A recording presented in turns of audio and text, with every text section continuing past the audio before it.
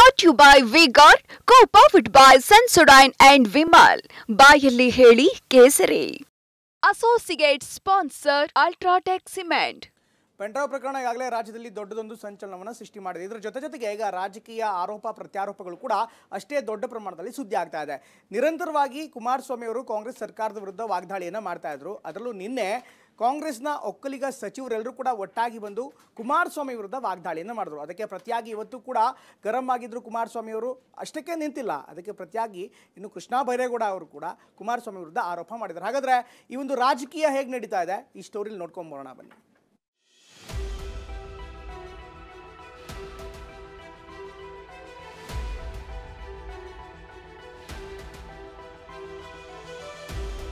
ಪ್ರಪಂಚದ ಅತಿ ದೊಡ್ಡ ಲೈಂಗಿಕ ದೌರ್ಜನ್ಯ ಪ್ರಕರಣ ಇದು. ಪೆನ್ ಡ್ರೈವ್ ಬಿಟ್ರಲ್ಲಪ್ಪ, ಎಲೆಕ್ಷನ್ಗೆ 3 ದಿವಸ ಇದ್ದಾಗ ಕ್ರೋಧೀಕರಿಸ್ತವ್ರು ನಾವೇನಪ್ಪ. ಇಷ್ಟೊಂದು ಮನೆಗಳನ್ನ ಬೀದಿಗೆ ಹಾಕಿ ಮನೆ ಹಾಳು ಮಾಡುವಂತ ಇನ್ನೊಂದು ಪ್ರಕರಣ ಇದ್ರೆ ಮಾತಾಡಿ.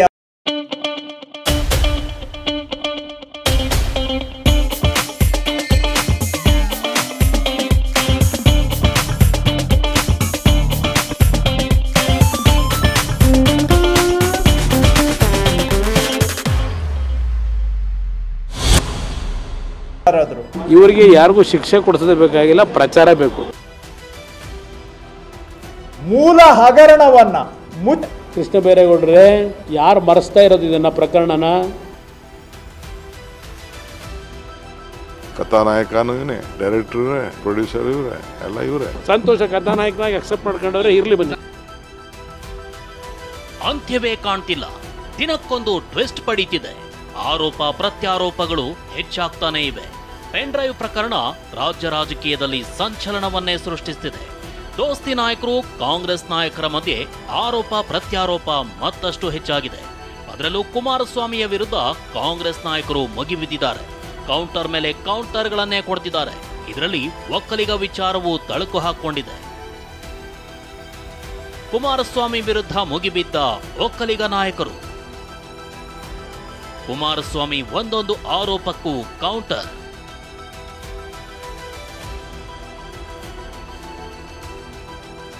ಇಷ್ಟೆಲ್ಲ ನಡೀತಿರೋದು ಒಕ್ಕಲಿಗ ನಾಯಕತ್ವಕ್ಕಾಗಿ ಅನ್ನೋ ಆರೋಪವೂ ಕೇಳಿಬಂದಿತ್ತು. ಇದೇ ವಿಚಾರದಲ್ಲಿ ಡಿಸಿಎಂ ಡಿಕೆಶಿ ಕುಮಾರಸ್ವಾಮಿ ಮಧ್ಯೆ ಮಾತಿನ ಕಾಳಗವೂ ನಡೆದಿತ್ತು. ಕುಮಾರಸ್ವಾಮಿಯ ನಡೆ ಖಂಡಿಸಿ ನಿನ್ನೆಯಷ್ಟೇ ಒಕ್ಕಲಿಗ ನಾಯಕರು ಮುಗಿಬಿದ್ದಿದ್ರು. ಸುದ್ದಿಗೋಷ್ಠಿ ಮಾಡೋ ಮೂಲಕ ಸಚಿವರಾದ ಕೃಷ್ಣ ಬೈರೇಗೌಡ, ರಾಮಲಿಂಗಾರೆಡ್ಡಿ, ಚೆಲುವರಾಯಸ್ವಾಮಿ ಸೇರಿದಂತೆ ಹಲವರು ಬೆಂಕಿಯನ್ನೇ ಉಗುಳಿದ್ರು. ಪ್ರಪಂಚದ ಅತಿದೊಡ್ಡ ಲೈಂಗಿಕ ಹಗರಣ ಅಂತ ಸಚಿವ ಕೃಷ್ಣ ಬೈರೇಗೌಡ ಗಂಭೀರ ಆರೋಪವನ್ನೇ ಮಾಡಿದ್ರು. ಇದಕ್ಕೆ ಕೌಂಟರ್ ಕೊಟ್ಟ ಕುಮಾರಸ್ವಾಮಿ ಇಡೀ ದೇಶಕ್ಕೆ ಪೆನ್ ಡ್ರೈವ್ ಹಂಚಿದ್ಯಾರು ಅಂತ ಕಿಡಿಕಾರಿದ್ರು. ಪ್ರಪಂಚದ ಅತಿ ದೊಡ್ಡ ಲೈಂಗಿಕ ದೌರ್ಜನ್ಯ ಪ್ರಕರಣ ಇದು. ಚಾಲೆಂಜ್ ಮಾಡ್ತೇನೆ. ಇನ್ನೊಂದು ಉದಾಹರಣೆ, ಪ್ರಪಂಚದಲ್ಲಿ ಇಷ್ಟು ಮಹಿಳೆಯರ ಮಾಂಗಲ್ಯ, ಹಿಂದೂ ಮಹಿಳೆಯರ ಮಾಂಗಲ್ಯ ಹರಣ ಮಾಡಿರುವಂಥ ಇನ್ನೊಂದು ಉದಾಹರಣೆ ತೋರಿಸ್ಬಿಡಿ.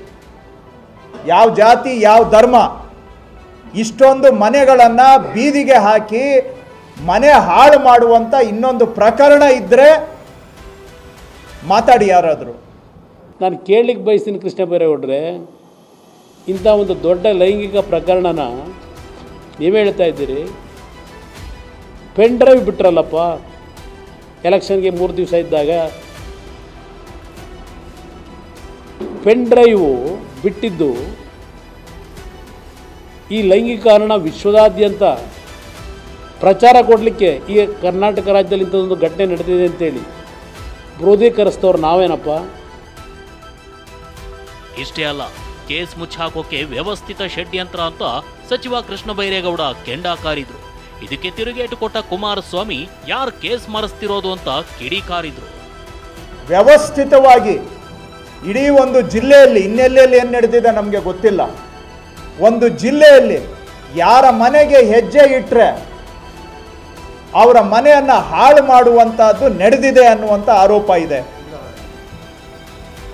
ಮಾನಹರಣ, ಶೀಲಹರಣ, ಮನೆ ಹಾಳು, ಮಾಂಗಲ್ಯ ದೋಚಿರುವಂಥ ಪ್ರಕರಣ ಇದು. ಇವತ್ತು ಚರ್ಚೆಯ ದಿಕ್ಕು ನೋಡಿದಾಗ ಮೂಲ ಹಗರಣವನ್ನು, ಪ್ರಪಂಚದ ಅತಿ ದೊಡ್ಡ ಲೈಂಗಿಕ ದೌರ್ಜನ್ಯ ಪ್ರಕರಣವನ್ನು ಮುಚ್ಚು ಹಾಕುವಂತ ವ್ಯವಸ್ಥಿತ ಪ್ರಯತ್ನ ನಡೀತಾ ಇದೆ ಅನ್ನೋ ಆತಂಕ ನನ್ನ ಮನಸ್ಸಿನಲ್ಲಿದೆ. ಕೃಷ್ಣ ಬೈರೇಗೌಡರೇ, ಯಾರು ಮರೆಸ್ತಾ ಇರೋದು ಇದನ್ನು ಪ್ರಕರಣನ? ಯಾರಿಂದ ಮರಿಲಿಕ್ಕೆ ಹೋಗ್ತಾ ಇದೆ ಇದು ಪ್ರಕರಣ? ನಾವು ಮರೆಸ್ಲಿಕ್ಕೆ ಹೋಗಿದ್ದೇವಾ?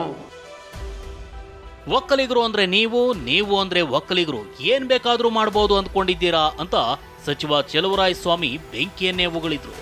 ಒಬ್ಬೊಬ್ಬರನ್ನ ಏಕವಚನದಲ್ಲಿ ಮಾತನಾಡೋದು ಫಸ್ಟ್ ನಿಲ್ಲಿಸ್ಬೇಕು.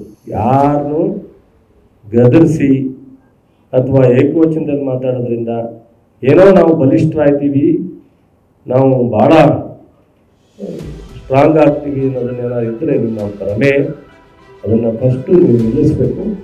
ಸೊ ನಿಮಗಿಂತ ಏಕವಚನದಲ್ಲಿ ಮಾತಾಡಲಿಕ್ಕೆ ಎಲ್ರಿಗೂ ಬರುತ್ತೆ. ಇಷ್ಟೆಲ್ಲದರ ಮಧ್ಯೆ ಇತ ಕುಮಾರಸ್ವಾಮಿ ಡಿಸಿಎಂ ಡಿಕೆ ಮಧ್ಯೆ ಮಾತಿನ ಕಾಳಗ ಮತ್ತೊಂದು ಹಂತಕ್ಕೆ ಹೋಗಿದೆ. ಪೆನ್ ಡ್ರೈವ್ ಪ್ರಕರಣದ ಕಥಾನಾಯಕ HDK ಅಂತ ಡಿಕೆಶಿ ಆರೋಪಿಸಿದ್ರು. ಇದಕ್ಕೆ ಕೌಂಟರ್ ಕೊಟ್ಟ HDK ನಾನೇ ಕಥಾನಾಯಕ ಅಂದ್ರು. ಕಥಾನಾಯಕನೂ ಇವನೇ, ಡೈರೆಕ್ಟರ್ ಇವರೇ, ಪ್ರೊಡ್ಯೂಸರ್ ಇವರೇ, ಎಲ್ಲ ಇವರೇ, ಎಲ್ಲ ಏನೇನು ಮಾಡ್ತಾ ಇದ್ದಾರೆ ಎಲ್ಲ ನಮ್ಗೆ ಗೊತ್ತಿದೆ. ನೋಡೋಣ. ಇಂಥ ಸ್ಟೋರಿಗಳಿಗೆ ಕಥಾನಾಯಕನೂ ಬೇಕಲ್ಲ. ಒಬ್ಬ ಕಥಾನಾಯಕ ನನ್ನನ್ನು ಮಾಡ್ಕೊಂಡವರಲ್ವಾ ಶಿವಕುಮಾರ್ ಅವರು. ಸಂತೋಷ, ಕಥಾನಾಯಕನಾಗಿ ಅಕ್ಸೆಪ್ಟ್ ಮಾಡ್ಕೊಂಡವ್ರೆ, ಇರಲಿ ಬನ್ನಿ. SIT ತನಿಖೆ ಬಗ್ಗೆ ಪ್ರಶ್ನೆ ಎತ್ತಿರೋ HDK ಇವರಿಗೆ ತನಿಖೆ ಬೇಕಿಲ್ಲ, ಪ್ರಚಾರ ಬೇಕಿದೆ. 15 ದಿನದ ತನಿಖೆಯ ಸಾಧನೆ ಏನು ಅಂತ ಪ್ರಶ್ನಿಸಿದ್ದಾರೆ. ಇನ್ನು ಕಿಡ್ನಾಪ್ ಆದ ಮಹಿಳೆಯನ್ನ ಕೋರ್ಟ್ಗೆ ಹಾಜರುಪಡಿಸಿಲ್ಲ ಯಾಕೆ ಅಂತ ಪ್ರಶ್ನಿಸಿದ್ದಾರೆ. ನಾನು ಡೇ 1 ಹೇಳಿದ್ದೇನೆ, ತಪ್ಪು ಯಾರೇ ಮಾಡಿದ್ರು ಶಿಕ್ಷೆ ಅನುಭವಿಸಲೇಬೇಕು ಅಂತ. ಆದರೆ ಇಲ್ಲಿ ನಡೀತಿರ್ತಕ್ಕಂಥ ಒಂದು ವಾತಾವರಣ ನೋಡಿದ್ರೆ ಇವರಿಗೆ ಯಾರಿಗೂ ಶಿಕ್ಷೆ ಕೊಡಿಸೋದೇ ಬೇಕಾಗಿಲ್ಲ, ಪ್ರಚಾರ ಬೇಕು. ಅದಕ್ಕೋಸ್ಕರವಾಗಿ ಇದು ನಡೀತಾ ಇರ್ತಕ್ಕಂಥದ್ದು. ಇಷ್ಟು ದಿವಸಗಳಾಯಿತು, 15 ದಿವಸದಿಂದ ಏನು ಇವರ ಸಾಧನೆ ತನಿಖೆಯಲ್ಲಿ. ಈಗ ಕಿಡ್ನಾಪ್ ಆದಂಥ ಮಹಿಳೆಯನ್ನ ಈಗ ಕರ್ಕೊಂಬಂದು ಎಷ್ಟು ದಿನ ಆಯಿತು? ಇಲ್ಲ 164 ಹೇಳಿಕೆ ತಗೊಂಡವ್ರ, ಇಲ್ಲ ಜಡ್ಜ್ ಮುಂದೆ ಕರ್ಕೊಂಡೋಗಿ ಇಟ್ಟಿದ್ದಾರೆ. ಯಾಕಿನ್ನೂ 5 ದಿವಸದಿಂದ ಆ ಕಿಡ್ನಾಪ್ ಆಗಿರೋ ಮಹಿಳೆನ ಇನ್ನೂ ಕೋರ್ಟ್ ಮುಂದೆ ಪ್ರೊಡ್ಯೂಸ್ ಮಾಡಿಲ್ಲ? ಅವ್ರನ್ನ ಮಾಜಾರಿ ಎಲ್ಲಿ ಮಾಡ್ಕೊಂಡು ಕರ್ಕೊಂಬಂದರು? ಇಲ್ಲಿವರೆಗೆ ಏನಾದ್ರು ಇದು ಕೊಟ್ರ? SITಯ SITಯ ಅದಂತ ಮೂಲದಿಂದ ಸೋರಿಕೆ, SITಯ ಮೂಲ ಸೋರಿಕೆ ಇದೆಯಲ್ಲ, ಇದನ್ನು ಯಾಕೆ ಇನ್ನೂ ಸೋರಿಕೆ ಮಾಡಲಿಲ್ಲ? SIT ಪಾರದರ್ಶಕವಾಗಿ ತನಿಖೆ ನಡೆಸ್ತಿಲ್ಲ ಎಂಬ JDS ಆರೋಪಕ್ಕೆ ತಿರುಗೇಟು ಕೊಟ್ಟಿರೋ ಪರಮೇಶ್ವರ್ SIT ತನಿಖೆ ಮಾಡ್ತಿರೋದನ್ನ ಶೇರ್ ಮಾಡಲು ಆಗಲ್ಲ, ಅವರು ದೂರು ಕೊಡ್ಲಿ ಅಂದಿದ್ದಾರೆ. ಅವ್ರು ಹೇಳಿದ್ದಕ್ಕೆಲ್ಲ ನಾವು ಉತ್ತರ ಕೊಡಬೇಕು ಅಂತೇನಿಲ್ಲ. ಎಲ್ಲ SITನವರು ಅವ್ರ ತನಿಖೆ ನಡೆಸ್ತಾ ಇದ್ದಾರೆ. ಭಾಳ ಗಂಭೀರವಾಗಿ ಅದನ್ನು ನಾವು ಸರ್ಕಾರದಲ್ಲಿ ಅದನ್ನು ತೊಗೊಂಡಿದ್ದೇವೆ. ನಾನು ಕೊಡಲಿ, ಅವ್ರು ಏನು ಬೇಕಾದ್ರೂ ಕೊಡಲಿ, ನಾನೇನು ಹೇಳಕ್ಕೆ ಹೋಗೋದಿಲ್ಲ. ಇತ ಕಾಂಗ್ರೆಸ್ ನಾಯಕರ ಆರೋಪಗಳಿಗೆ ಬಿಜೆಪಿ ನಾಯಕರು ಕೂಡ ಕೌಂಟರ್ ಕೊಟ್ಟಿದ್ದಾರೆ. ತಪ್ಪಿತಸ್ಥರಿಗೆ ಶಿಕ್ಷೆ ಆಗಬೇಕು, ಪ್ರಕರಣವನ್ನ CBI ತನಿಖೆ ಕೊಡಬೇಕು ಅಂತ ಒತ್ತಾಯಿಸಿದ್ದಾರೆ. ರೇವಣ್ಣ ಅವರ ವಿಚಾರವಾಗಲಿ ಅಥವಾ ಪ್ರಜ್ವಲ್ ರೇವಣ್ಣ ತೆಗೆದುಕೊಳ್ಳೋಕ್ಕೆ ಬಿಜೆಪಿ ಪ್ರಧಾನಮಂತ್ರಿಗಳೇ ಘೋಷಣೆ ಮಾಡಿದ್ದಾರೆ, ಕಠಿಣ ಶಿಕ್ಷೆ ಆಗಬೇಕು ಅಂತ. ಇದನ್ನು CBI ಕೊಡೋಕ್ಕೆ ಯಾಕೆ ಹಿಂದೆ ಮುಂದೆ ನೋಡ್ತಿದ್ದಾರೆ? DK ಇದ್ದಾರೋ ಇವರು ಕುಮಾರಸ್ವಾಮಿ ಇದ್ದಾರೋ ನನಗೆ ಡೀಟೇಲ್ ಗೊತ್ತಿಲ್ಲ. ನಾನು ಅದಕ್ಕೋಸ್ಕರನೇ ಇಡೀ ದೇಶ ಒಂದು ರೀತಿಯ ಹೆಣ್ಣಿನ ಕುಲಕ್ಕೆ ಅಪಮಾನ ಆಗಿದೆ. DK ಶಿವಕುಮಾರ್ ಅವರು ಕೂಡ ನೇರವಾಗಿ ದೇವರಾಜೇಗೌಡರು ಜೊತೆ ಮಾತಾಡಿರ್ತಕ್ಕಂಥದ್ದು, ಏನು ಮಾಡಬೇಡಪ್ಪ, ನಮ್ಮ ಪರವಾಗಿರು.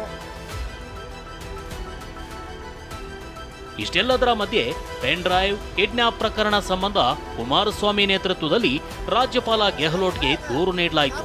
SIT ತನಿಖೆ ಪಾರದರ್ಶಕವಾಗಿ ನಡೀತಾ ಇಲ್ಲ ಅಂತ ದೂರು ನೀಡಲಾಯಿತು.